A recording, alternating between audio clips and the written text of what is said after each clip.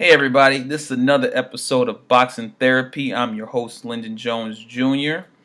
Now I'm going to give you the boxing results for Chris Eubank Jr., who is now 21-1 with 15 KOs, who just defeated Gary Sullivan. He's 22-1 and 15 KOs now. They're fighting for the title eliminator for the WBA belt to fight Danny Jacobs for his title, possibly.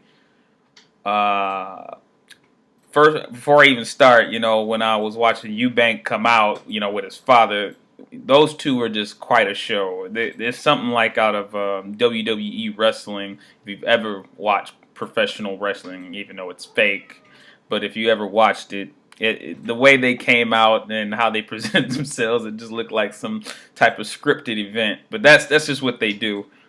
And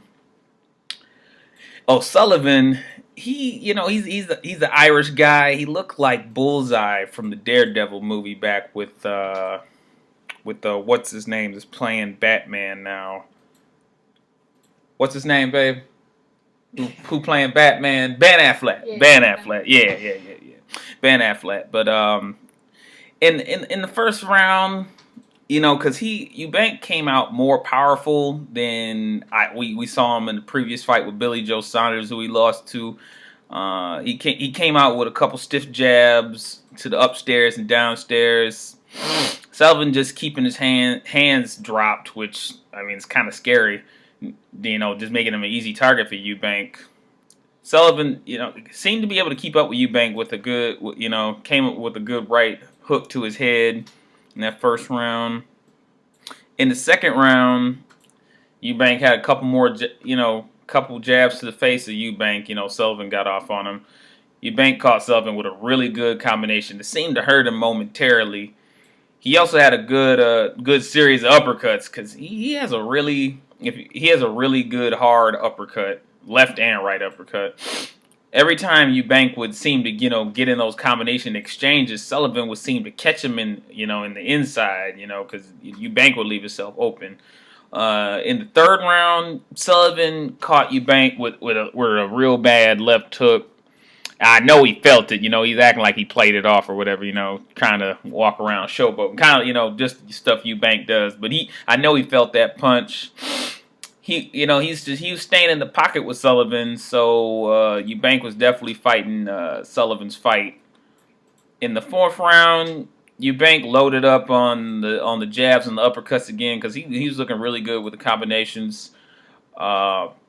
At this point in round four, Sullivan was just following him around the ring, not really throwing anything back, just getting hit by Eubank. As Eubank just landed punches on Sullivan, seemed like he just was waiting. He almost seemed like he was trying to get that one big punch to hurt Eubank, like he did in some of the earlier rounds. Seemed kind of just stun him a little bit.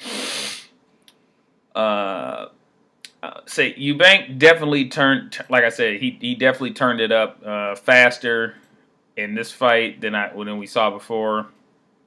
Because he started out real slow when he was fighting Billy Joe Saunders. He didn't turn it up to like midway through the fight, but from round one till now, he was just, he was going all out with what he had.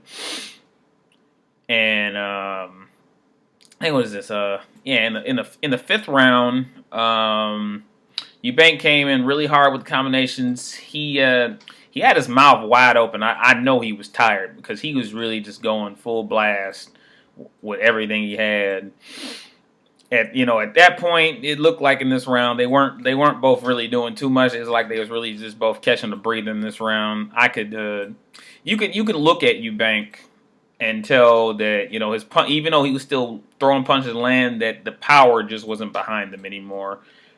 And it was actually at the end of round 7 because it cut to commercial. Because I'm watching the stream. It cut to commercial and come back, and everybody's over in O'Sullivan's corner. I'm like, what the hell just happened?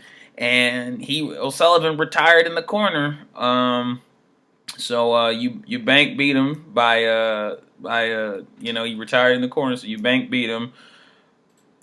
Now Eubank Jr. is the #1 contender for Danny Jacobs WBA belt. He probably won't fight Danny Jacobs right away because a lot of people are looking at him to have a rematch with Billy Joe Saunders again. And I think, of course, that'll be a good fight, especially seeing Eubank now.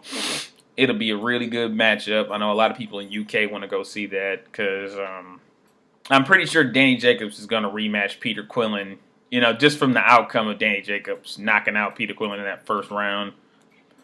Hey, in the post-fight interview, I guess Eubank said that Sullivan apologized about that kiss in the it was in the press conference. Yeah, he kissed him right dead on the lips, and he apologized about that because that was some other stuff, But I know that's all for the hype and all that, crazy stuff like that. But this has been Boxing Therapy. I hope you guys enjoyed this video. If you did, hit the like below and subscribe to Boxing Therapy. I'm about to go back and watch some more fights. I'm still waiting on Anthony Joshua and the Dylan White fight to come up. I'm going to do a video on that as well. Thanks again for you guys watching. Catch you in the next one.